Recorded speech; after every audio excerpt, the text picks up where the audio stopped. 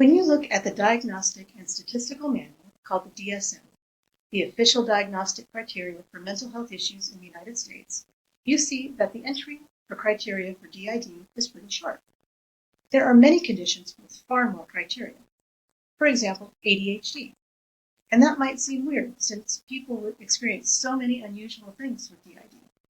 What it comes down to is this. There are only a couple of criteria for DID, but the way those criteria can show up in someone's life can be quite varied. Now, this video isn't addressing specific symptoms, but at the end of this video, I include a link to a video that does. This video is looking at two categories of DID symptoms. These two categories match the two main criteria for dissociative identity disorder in the DSM. Let's take a closer look. Of the two criteria, one can be summarized as memory problems that aren't your usual forgetting.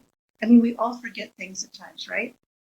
But people without a dissociative disorder don't tend to forget what they're saying as they're saying it, as can happen with thought snatching and DID.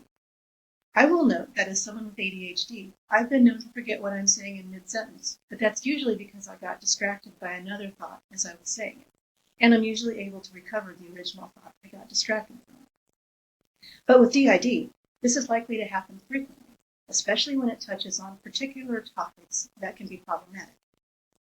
People without a dissociative disorder don't forget buying clothes, generally, unless maybe there's something in the back of the closet that was bought years ago and never worn and then gets rediscovered. Again, it might happen once, but not repeatedly. Other examples of unusual forgetting include not remembering your wedding day or the birth of your child, or even not recognizing family members. The other criteria is a real mouthful.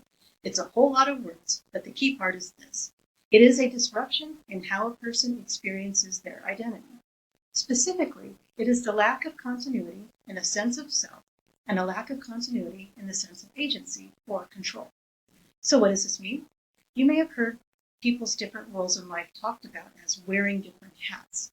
That is, you put on your employee hat when you go to work, your sports hat when you go to practice or watch a game, and you put on your parent hat when you talk to your kids, and so on.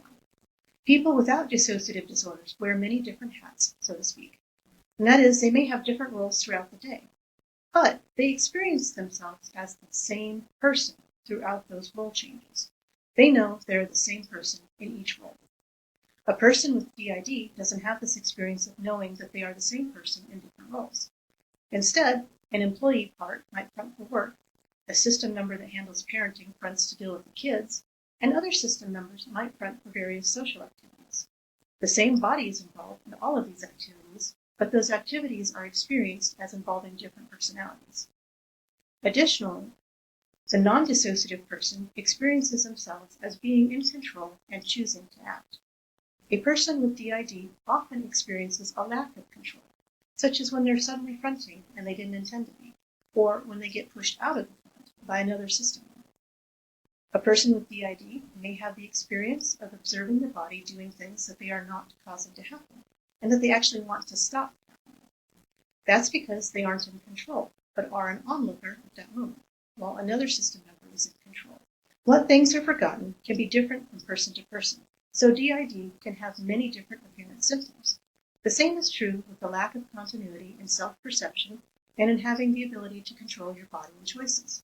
This explains why DID can have such a baffling array of symptoms that can be so different from one person to another.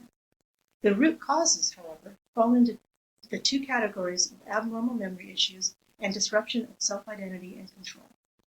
Does this help make sense of any of your experiences? Leave a comment below, and I'll do my best to answer them.